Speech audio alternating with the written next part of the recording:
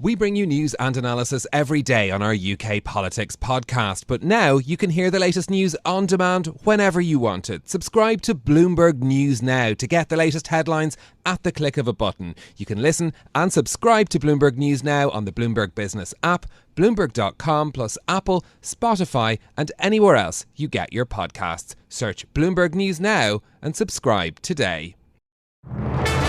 Energy and air pollution will be one of the top 5 issues for the general election. We talk about Putin being in control. He's not really. It's the various factions under him, and it suits them to have him at the front. If you're trying to save for a house deposit and you'd have to save up some crazy amount of money, how on earth are you going to do that if a pint is £7? There's certain key things that we want from India and there's certain key things that they want from us.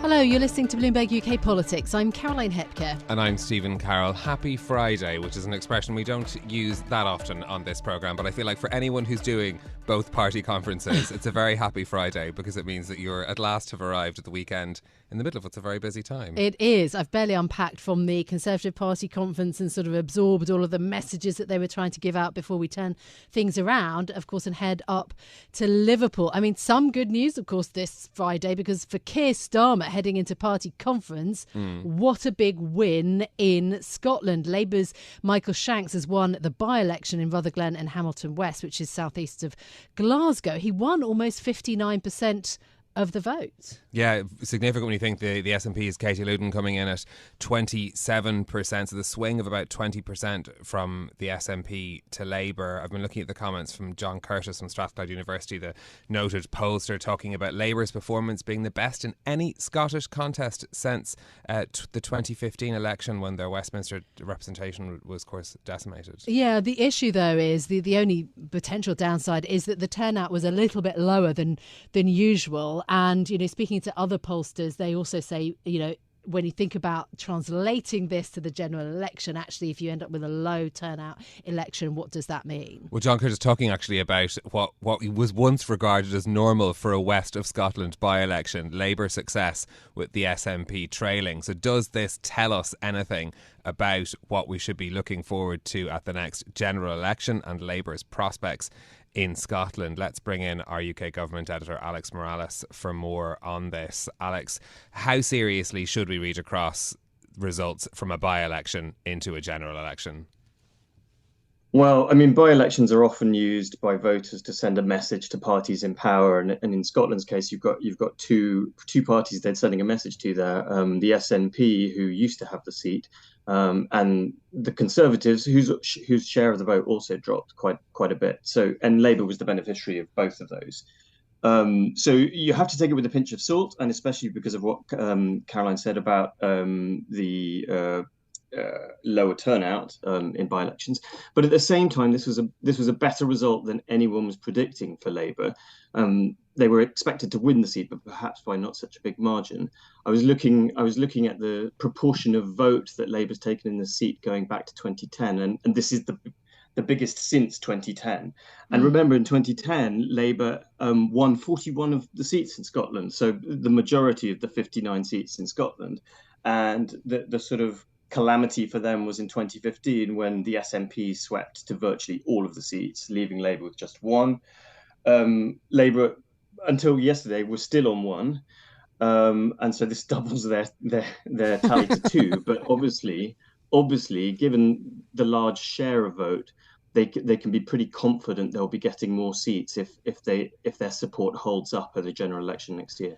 Yeah, look, the excitement was immense, though, at that by-election victory, because it was really high stakes, wasn't it? Especially going into Labour Party conference for the whole theme of what Keir Starmer is trying to say. And you have to add it also on top of the North Yorkshire seat and the of Selby and Ainsty, the by-election win there, the wins over the summer that Labour has had. I mean, I do think we should also kind of reflect a bit of the delight, surely, at Labour managing to win this seat by so much more than people had expected. I mean, is it really about the implosion or the troubles of the SNP, or was it about the Labour message? It's probably a mixture of everything. It's disgruntlement at the SNP, and let's also remember that this seat was lost in circumstances of Margaret Ferrier, the outgoing MP, breaking coronavirus rules and sort of being ousted by her own constituents in a poll. But in terms of Labour, Labour, one of the criticisms levelled against them is that they haven't really given much of a policy message so far. And we'll wait to see if we get more of that in the party conference. But certainly they've steadied the ship, and they're seen as being much more competent than Labour was in the 2019 general election. So yes, part of it is people being repelled by the SNP. Part of it's people being repelled by the Tories who've been in power in Westminster for 13 years.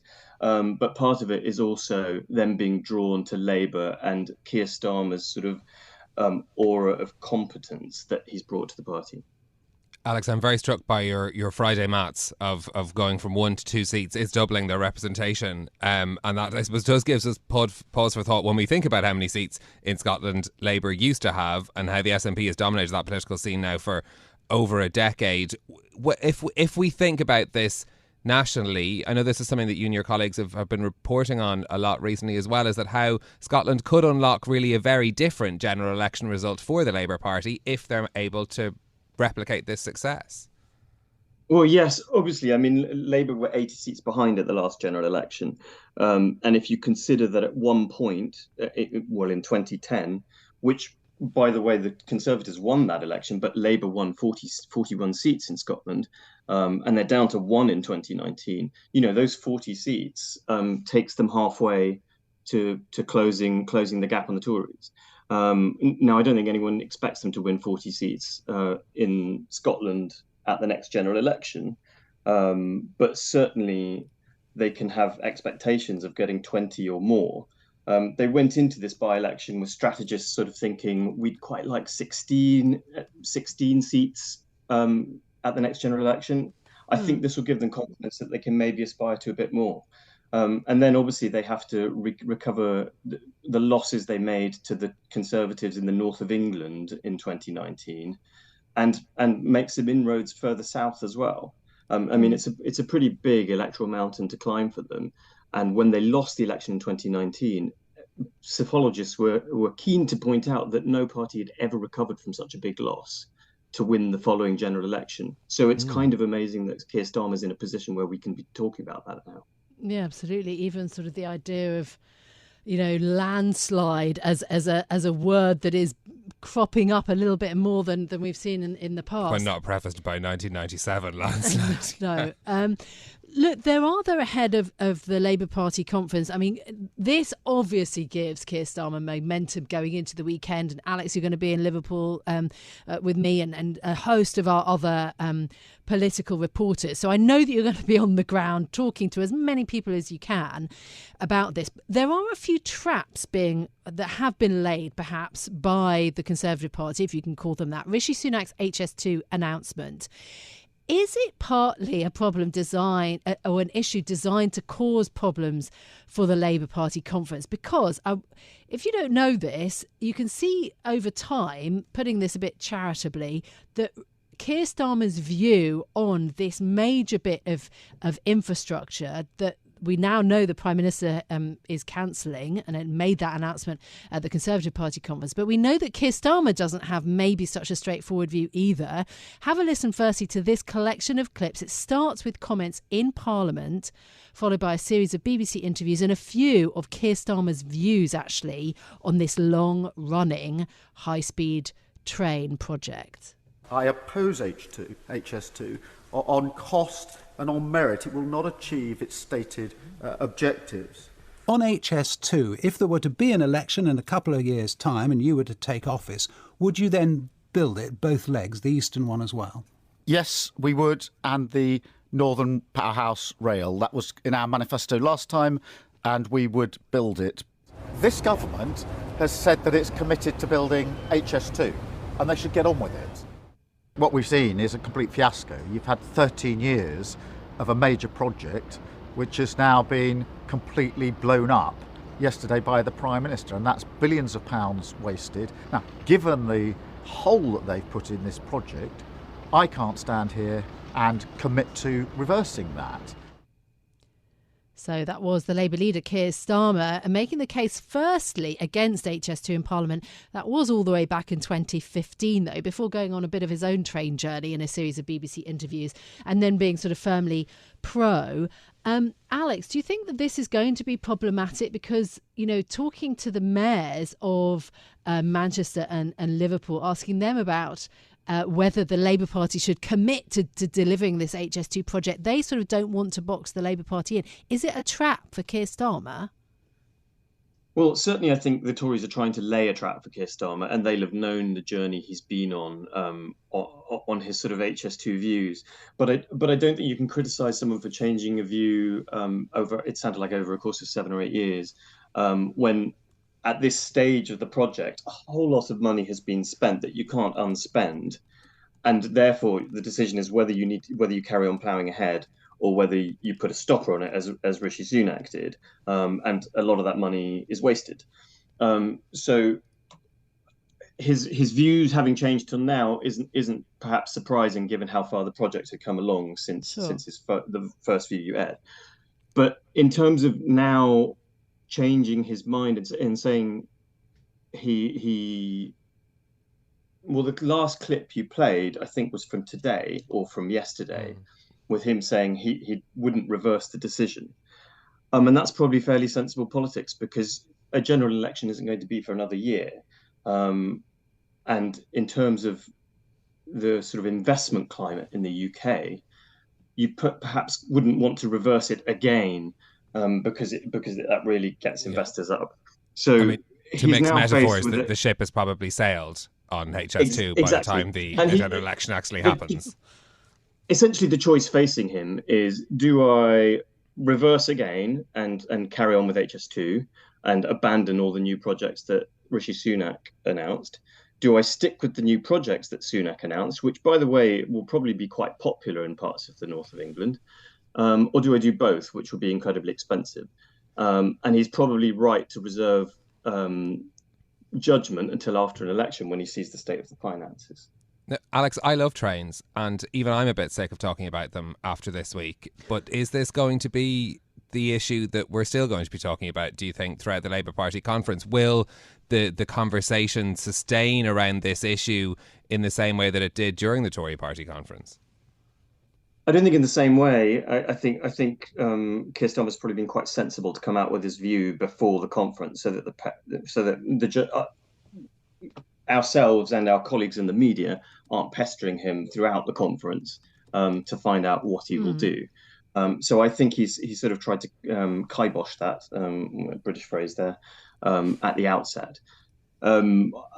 Conference will be dominated more, I guess, by people trying to get a sense of what his vision for the country is. He can criticise Rishi Sunak's vision for the country, but without spelling out his own vision, that's a very difficult position to sustain. Okay. A last thought then on what you think the mood is going to be going into Labour Party conference. I mean, it's hard to escape the fact that when we came away from the Tory Party conference, there was a realisation, even there with all the grassroots supporters, that it was a very difficult moment for the Conservative Party. Just give me your take on what you think Keir Starmer's going to walk into on Sunday. I think he's going to have a hop in his step, and I think there's going to be quite a jubilant atmosphere in his party, especially after this by-election.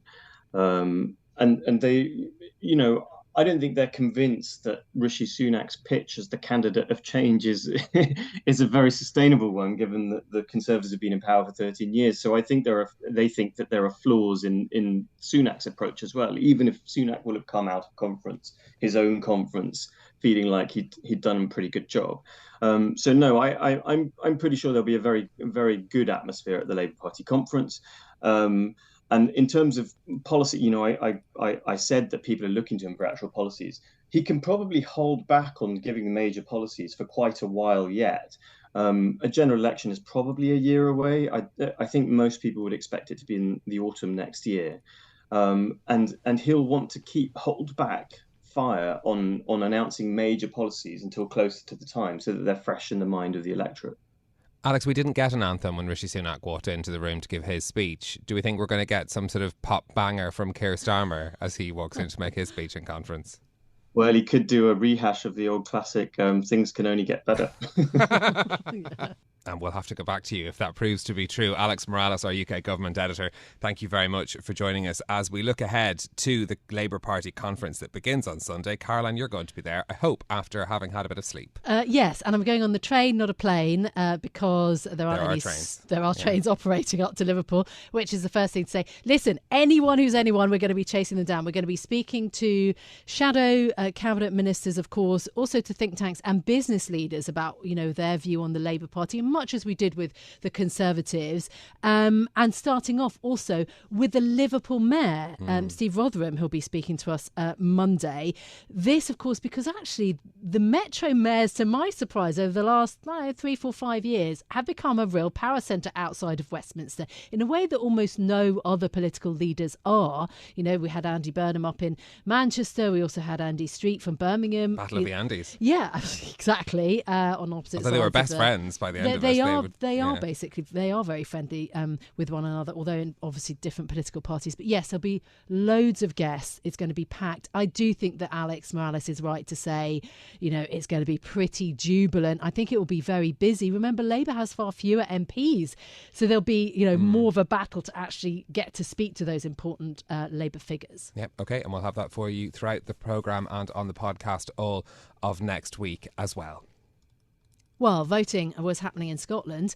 Rishi Sunak himself, though, has been in the Spanish city of Granada for the meeting of the European political community. The UK will host next year's EPC summit of the European Union and its neighbours. But a planned press conference at the event was actually cancelled, and instead Sunak held a meeting about migration with the European Commission chief and also leaders from Italy, the Netherlands, France and Albania. And in today's Times newspaper, the Prime Minister has an article co-written with Italy's Giorgia Meloni saying that illegal migration is a, quote, moral crisis and calling for action through international cooperation. To discuss further, Bloomberg's Alessandra Migliaccio joins us now from Rome. Alessandra, good morning. Thank you for being with us. I was reading this article in the Times. I was quite fascinating. It felt to me almost like the UK had written one line and then the Italians had written the next line in this newspaper article. It sort of ping-ponged between the views of the UK and Italy and how the two countries can work together.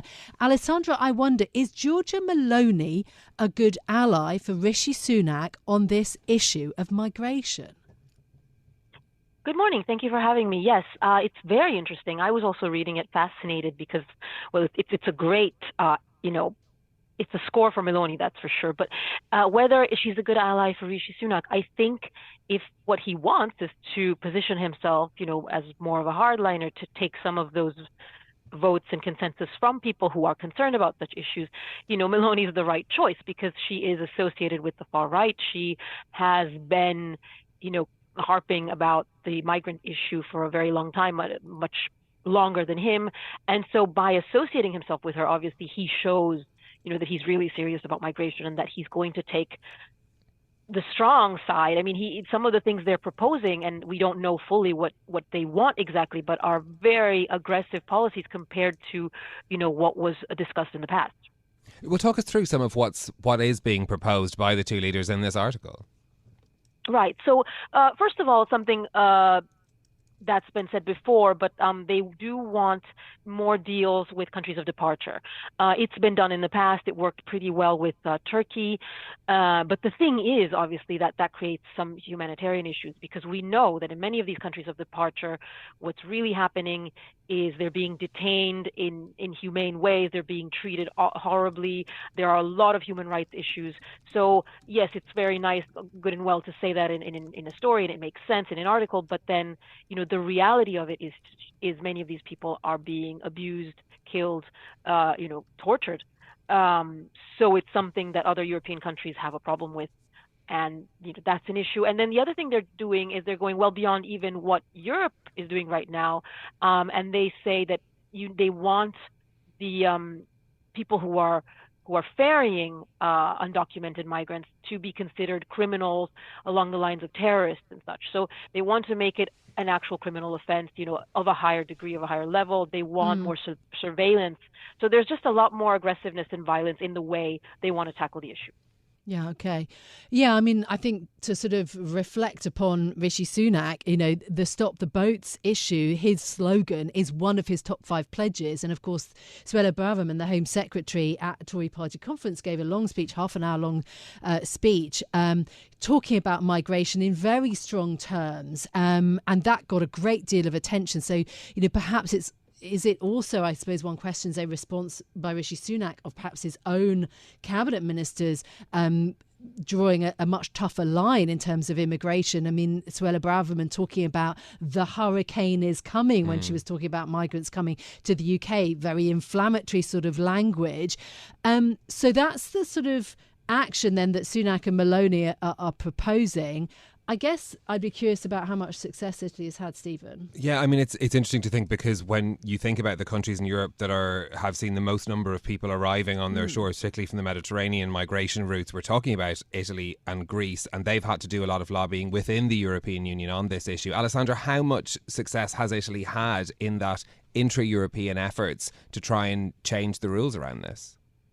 Yeah, compared to the past, she's doing rather well, because this is a problem Italy's had for decades, and it comes and goes. It also depends on things like, obviously, if there are any, tensions, revolutions in the countries of departure, and on the weather, really. I mean, this year there's been an increase in undocumented coming across the Mediterranean because the weather's been good. So she's been lobbying well, and what I mean by that is, in the past, Italian politicians have either complained but never really gotten a response, or done something in the past. They've blocked NGO ships. They've done something that was considered not appropriate and then been condemned.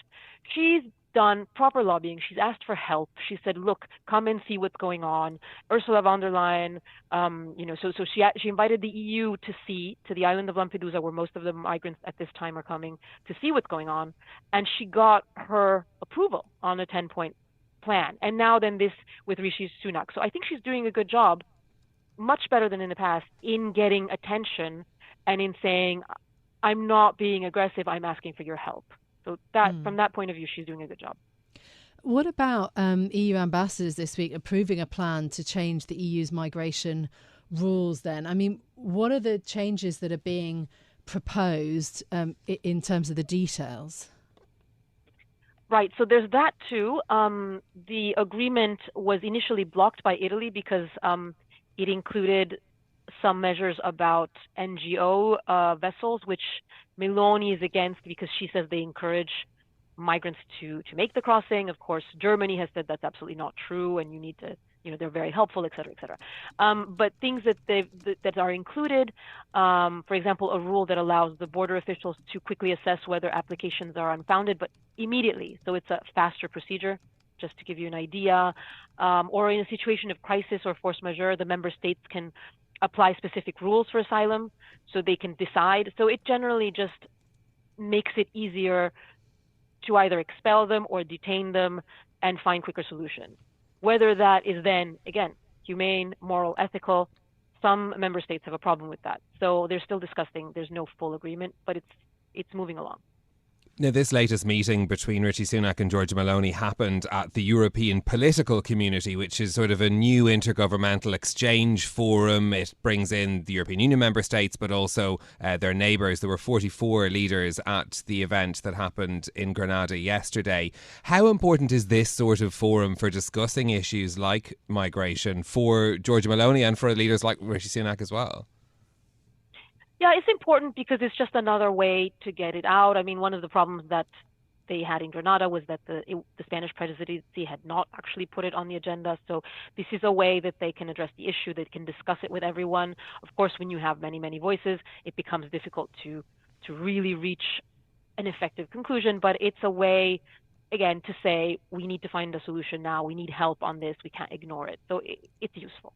So, Alessandra, just to return to the Meloni-Sunak comparison, in terms of, I mentioned the more populist policies of the Conservative Party under Sunak, how dissimilar is that, or similar to Giorgia Meloni? What sort of success has she had in office? Yeah, I find it really fascinating what's happening here. I was really surprised that when I saw that they were working together. So it puts him a little bit more on the right and makes him look like he's being a bit more aggressive, so it handles that issue, but it puts her a little bit more on the left because it shows that she's not alone, screaming against the wind. She's actually collaborating with politicians that are considered legitimate, that are considered reasonable. So she has had success because she's doing this, just as she met von der Leyen, then she's doing this with Sunak. But on the other hand, it's just fascinating from a political point of view how he's, moving right and she's moving left. Okay, Alessandra Migliaccio in Rome, thank you so much for joining us with that perspective on that joint article written in the Times newspaper today by George Meloni and by Rishi Sunak as well. So while we're looking ahead towards the Labour conference as well, the Prime Minister has been out doing some, I suppose, international cooperation with us of the leaders at the European Political Community Summit as well. Yeah, and something that is quite fundamental, I think.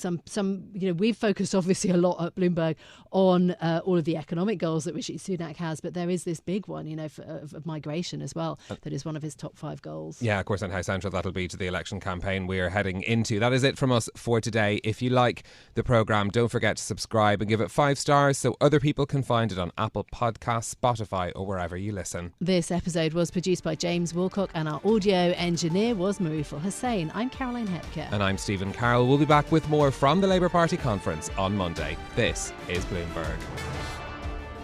Bloomberg UK Politics. Listen weekdays at noon on DAB Digital Radio in London.